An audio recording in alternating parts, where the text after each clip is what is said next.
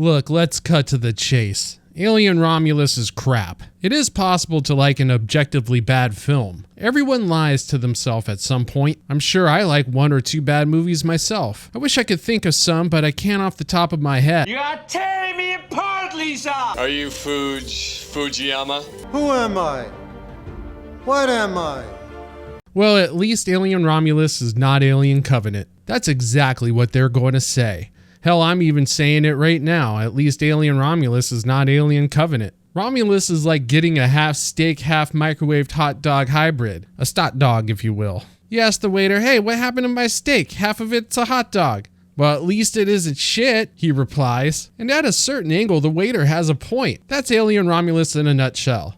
At least it isn't shit. Because let's be honest, since Aliens, that's all this franchise has ever served us, doo-doo with a side of caca. So when you get Romulus instead, man, it starts looking delicious now, doesn't it? But as you slowly chew on the plot, you realize it was already digested. Haha, they got you. This is shit too. Stot dogs are tricky like that. Honestly though, as a horror film, I guess Alien Romulus is alright if you take logic, common sense storytelling, a couple of characters that have at least one relatable characteristic, and a lead with charm, and throw them right out the fucking window. Seriously, Cailee Spaeny is no Sigourney Weaver. Cailee Spaeny has the screen presence of a sentient fern. And trust me, I understand when your foundation is made up of 2 absolute classics in Alien and Aliens, the standards are set way too damn high. So I wasn't looking for a masterpiece of any sort, just a good time. And at first I had a blast. I mean, after the insanely boneheaded prologue, of course, and before the second act started. Well, maybe before the rest of the cast was introduced. And just after our hero's dream sequence. Basically, there's a 10-minute window of actual entertainment in this movie. So I'll fix one major flaw in each act, because if I try to fix them all, YouTube doesn't have enough storage space in their servers. So let's plug our noses and do this, shall we? First of all, spoiler alerts. Should there be spoiler alerts? You can't spoil something that's already rotten, so how about mold alerts? Okay, so here's the original plot in a nutshell. After finding the original alien that Ripley blasted from the back of the Narcissus shuttlecraft, the company salvaged the frozen alien, somehow it's frozen now, and brought it aboard the research station, the Renaissance. Named after the Roman folk legend, Romulus and Remus make up 2 halves of the Renaissance. This is important for no reason whatsoever. Meanwhile, on the colony of Jackson 5, I think. Meanwhile, on the Jackson 5 colony, our flat lead character named Rain, with her adopted android brother Andy Mopebot 9000, finds out her contract was forcibly extended by the company by 5 years, and now she has no way out of Jackson 5. Hee hee! She runs into her ex-boyfriend, indistinguishable actor number 1, who has a plan to lead an expedition to the now derelict Renaissance to steal cryofuel that will allow him enough hypersleep to safely escape Jackson 5 and to a paradise planet named I Don't Give a Shit Toing. Rain and Mopebot 9000 join indistinguishable actor number 1, along with his pregnant sister who's pregnant with plot convenience, his cousin, indistinguishable actor number 2, and his girlfriend Blandike. While on board Romulus, they trigger the thawing out of multiple facehuggers, vacuum sealed like they were a bunch of horny murder chickens. This also trips a lockdown where Rain installs a chip from Ash, the android, into Mopebot 9000 in order to lift the lockdown and escape. Also, turns out that Rain is using Mopebot 9000 to get to planet I Don't Give a Shit Toing, fully knowing that he will not be able to come along. A little later, Blandike catches a facehugger with her teeth. She instantaneously, and I mean within minutes, gives birth to an alien because Romulus takes all the time and care with the Lord's working with, like a sledgehammer to a fucking landmine. Indistinguishable actor number 2, Blandike, and pregnant plot convenience tried to escape on the ship they came on. But as Blandike was cooking her 1-minute alien meal inside of her chest, she kicks the controls, making the ship bounce off Romulus like it was a pinball. Thank God plot convenience was on board, so they safely crash into a hangar out of sheer need for the writers to huff their own farts. This crash somehow jeopardizes the space station's orbit, which is now crashing down on Jackson 5's planetary rings.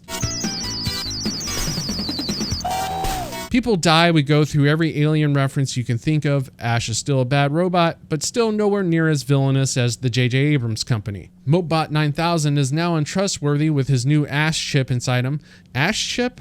Ash. Kinda sounds like ass chip. He has an ass chip inside him. He finds vials of Prometheus goo, which Ash insists he needs to take back to Jackson 5 because it will protect humans. Pregnant plot convenience is cocooned by an alien. More stupidity happens in the form of zero gravity versus acid for blood. Somehow we're now afraid to blow away aliens because the acid will melt through 180 stories of research station, even though it couldn't even melt through 6 floors of the Nostromo. Rain and indistinguishable actor number 1 save pregnant plot convenience, but indistinguishable actor number 1 dies. Rain is saved by Mopebot 9000, where he drops the "get away from her, you bitch" line in the most retarded and forcible way possible. Pregnant plot convenience has her moment to shine in the epilogue when she injects herself with the Prometheus goo. On their way to I don't give a shit tween, pregnant plot convenience gives birth to a human xenomorph hybrid. Rain pulls a Ripley and jettisons the creature into the Jackson 5's rings, where I'm relatively certain it's not dead, and this is a setup to a new series with Spanny as the face of it. After that, Ripley Jr. goes to bed. The end.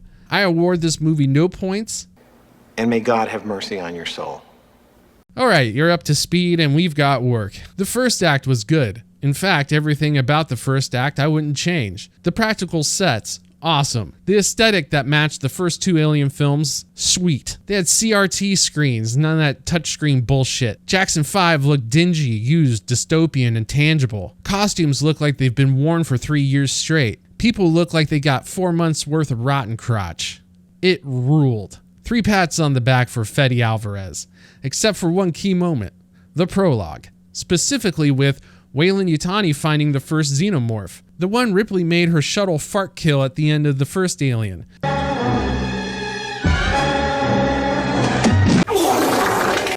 Now, first of all, how did that alien live? Second, if he could take an engine blast from an interstellar ship right to his sternum and survive, how is this piece of shit getting domed by Hicks? Take this! Another problem was the Nostromo got nuked not once but 3 times.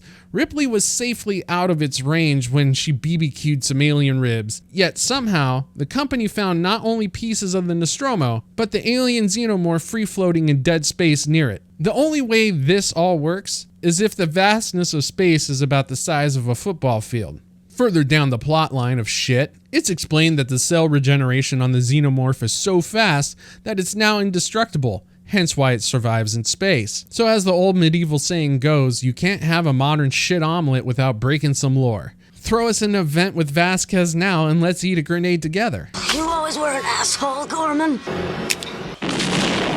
So the easy fix to this is that the company, retracing the last steps of the Nostromo, land on LV-426. They don't find the Nostromo, but they do find an environment worthy of terraforming. The colony is built up, the colonists encounter the alien eggs, they bring it back to the lab to do research. We meet our main character Rain, who's with her adopted android brother, Mopebot 9000. Things would still be bad for her. She's still forced to work 5 more years on LV-426. She feels trapped and isolated now more than ever, with no light at the end of the tunnel. Later and elsewhere, things get really haywire with the aliens. Rumors of colonists going missing spread. Full panic begins to set within the colony. The scientists, under the orders of Weyland-Yutani, send the facehuggers attached to hosts to the Romulus space station. During this time, Rain runs into her ex-boyfriend, a blue-collar kind of guy. He wants to talk to her, but she doesn't. Mopebot 9000 gets between them. Rain keeps walking, but Mopebot 9000 listens to Blue Collar Lover's plea to at least talk to Rain for him. Mopebot agrees to this. Further down the line, things go absolutely berserk on the Renaissance Research Station. Panic increases in the colony to a new height because now they understand they are in a real threat under an unknown species. The space station, overran by aliens, is now rendered useless. Full-blown hysteria fills the colonists once the rumors of this swirl around. Rain and Mopebot 9000 meet their punk friends who have an idea to steal cryofuel from Romulus. She agrees to this because it beats staying there while everyone shits themselves for the next 5 years. And off they go into the second act. And Act 2 has more problems than we can count. But the biggest problem of Act 2 is the characters themselves. Outside of Andy the android, no one is relatable or has a single characteristic to latch onto. You have a main character who just wants off the rock. Her adopted brother only wants what's best for her. There are the cousins that you can't tell apart. The most interesting thing about them is that they have accents of chimney sweepers. You have the pregnant girl whose main characteristic is that she's pregnant. The only reason why that's important is for the dumb third act to happen. And lastly, you have Blandike the Asian who has the personality of a plastic fuck doll. you would believe she was an android as well. Everyone shares the same motivation. They all want off the rock. That's about the only character motivations and dynamics the movie provides. Contrast this with the first Alien. You have Dallas, the company man who does what is right by the company. You have Ripley, second in command, who wants to do right by the ship's crew. Ash, the science officer, who's fascinated by the new life form they found. Kane, where his curiosity killed him and others, but not the cat. That little shit was in cahoots with the alien. I know it. Parker, the blue-collar worker who cares about how this is going to affect his wallet. Brett, Parker's toady. And Lambert, the terrified one. Each character from the first Alien speaks for a portion of the audience. They have their own set of motives, fears, desires, and dichotomies. All spelled out rather quickly, too. The audience immediately finds something relatable in each character, no matter how annoying. Now, you might say the main character from Romulus has all the motivation she needs by getting screwed into having to stay 5 extra years on Jackson 5. And the dichotomy is that she's using Mopebot 9000 as a means to an end. But the writers and Fede Alverez never really ran with that angle. That might have been a neat redemption arc. If she's willing to sell out someone she considers her brother, why would any other crew trust her? And every move she would make becomes more scrutinized by the audience. Is she helping because she needs them to achieve what she wants? Or is she helping them because they are fellow human beings? The main morality question could have been, is the attempt of getting what you want by any means necessary justifiable when you are desperate for your own survival? Instead, Romulus gave us a flat rate motivation, with the exception of Mopebot 9000. But with simple and slight tweaks, these characters can be their own person. Rain wants to get off the rock by any means necessary. Mopebot 9000 wants to protect her at all costs. Indistinguishable actor number 1 wants to get back together with Rain and sees this as his opportunity. Indistinguishable actor number 2 is his cousin's toady and drags his girlfriend Blandike along, even though she doesn't really want to be there at all. And pregnancy plot convenience doesn't want to be left alone, whether it's on Jackson 5 or on Romulus. And one last thing about this second act, and it bleeds into the third act. Keep the other Alien films out of your mouth, Romulus. Specifically dead guys. Keep dead guys out of your mouth, Romulus. Once on the research station, they used Ian Holm as Romulus' science officer droid named Rook, but really it's Ash. Ian Holm has been dead for 4 years. Using a dead guy's likeness to generate member berries is as cheap as it is disgusting. In the future, there is no rest for dead actors. They just keep dancing and dancing. The producers say they're never going to die. Lastly, this concussion-brained cameo nerfs the shock that Ash was a goddamn robot in Alien. If all the science officers look like Ash, the crew of the Nostromo collectively have double-digit IQs. Letting the dead not rest is actually a perfect metaphor for this movie. Instead of coming up with a unique, interesting, and new idea, modern filmmakers have to necromance the dead, and they have the balls to think they can do it better. Case in point, the "get away from her, you bitch" line dropped in the most lame brain way possible. The forced "let me teach you how to use a pulse rifle" scene from Aliens, and numerous other Easter eggs that just make you want to puke. The entire ending of Alien is lifted, composted, and spread like fertilizer on this tacked on ending of Romulus. But is the horror over?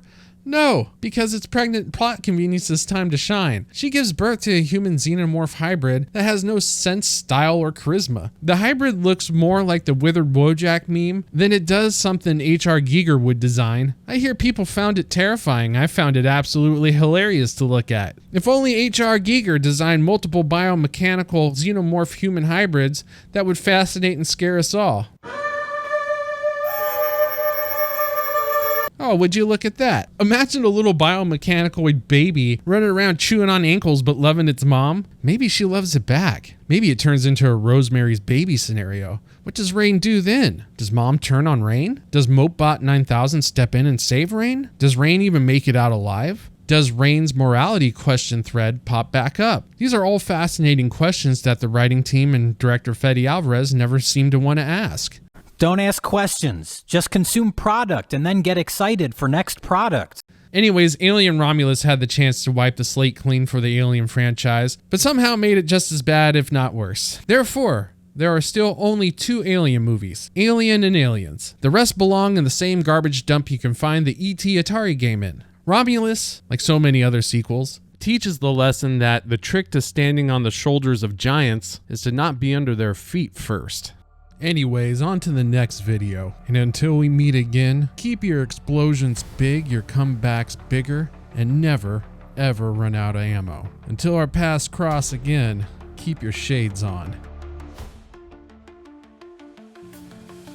Hey, what the hell? You freeloading? Did you subscribe to the channel? You leave a comment? You leave a comment? Go ahead, leave a comment. Hit the like button while you're at it. It's real easy. You just squeeze that trigger and you're done. I'm out of here.